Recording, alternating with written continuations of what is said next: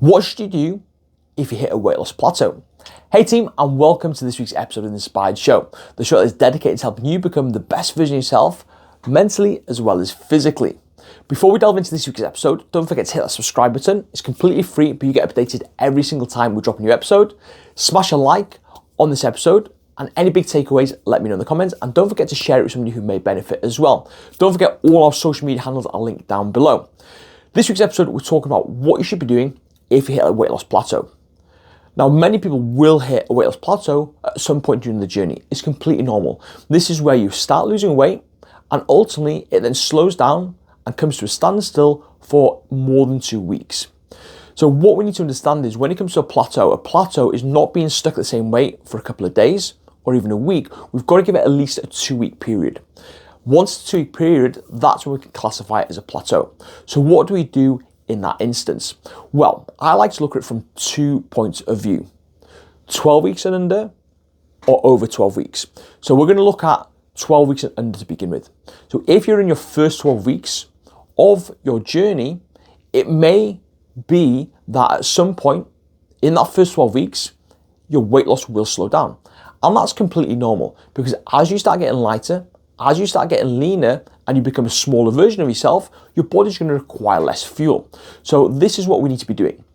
If your weight loss is stalled for 2 weeks or more in the first 12 weeks, you want to assess the previous 2 weeks.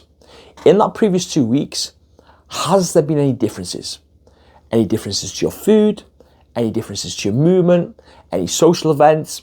Any relaxation in your tracking, any complacency? That's the first point of call. Because sometimes when we're tracking our weight, any changes to what we're doing can impact it. So for example, if there are a couple of days where you stop tracking, you might have overeaten, so you might have come out of your deficit. If you had a social event, again, you might have had more food than you thought you were going to have.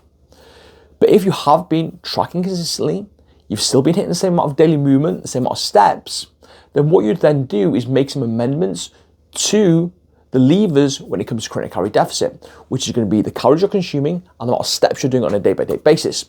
So for example, if you're consuming 1,700 calories and you're doing 8,000 steps at the moment, and you've been doing that up until your plateau, then what you could then do is make a small decrease in your calories, maybe drop it by 100 calories to 1,600, look at your daily steps and increase those by about 1,000. What that will then do is get you back into a deficit. And you'd keep following that format every time your weight loss comes to a standstill and slows down in that first 12 weeks. Now, if you've been on your journey for longer than 12 weeks, this is where I would recommend a slightly different approach. I would recommend something called a diet break. This is where you actually increase your calories. I know you're probably thinking, well, Luke, surely if I increase my calories, that's going to stop me from losing weight. The thing with the body is it's very clever. It will adapt to what you're doing. And being in a deficit isn't a very nice and enjoyable place for your body. No matter how we like to sugarcoat it, being in a calorie deficit is a stressful situation for your body. That's why we should never be in a deficit long term, and we want to implement what we call these diet breaks. Now, a diet break isn't just saying, right, I'm going to go back to all my bad behaviors, my bad habits, and not looking at my food and nourishing my body. It's simply increasing your calorific intake, aiming to keep the quality the same that you've built up, 80% more nutrient-dense foods, allowing yourself some flexibility. But what this does, it allows you to have a break mentally, physically, hormonally, and emotionally. And the magic thing about this is once you do this, it fires everything up. So if you think about it like this, when you first start your journey, think about it like a campfire, okay? So the campfire is full of logs, it's a roaring fire, but then over time, what happens is the logs burn down and the flame gets smaller and smaller and smaller. But when we have a diet break, what we're doing is we're putting more logs on the fire. We're getting that fire ramped back up again, allowing us after a week to maybe 10 days of being in a diet break to get back into the swing of things and then reduce the calories after that break. And it can be a complete game changer, and it works so well. And sometimes even on the week of a diet break, when you've increased your calories, a lot of people, myself in the past, have reported that they do drop some weight during that period, and then it just intensifies after that to keep going on your journey.